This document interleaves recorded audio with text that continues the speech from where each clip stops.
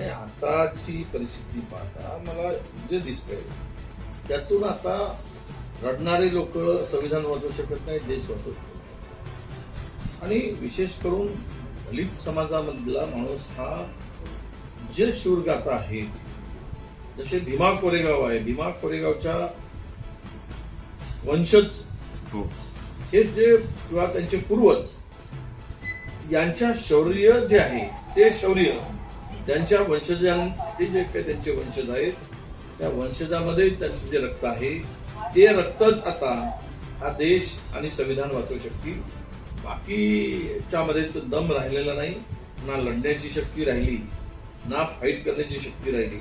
अनेक विकाऊ नेते तयार झाले आणि त्यांच्याकडून अपेक्षा ठेवणं फार कठीण आहे. मला तर असं वाटतं की जे शौर्य त्यावेळेस सिद्धनाथ महाराजांनी दाखवलं त्यावेळेस ही ताकद, ही शौर्याची ताकद, शौर्याचं रक्त, तो रक्त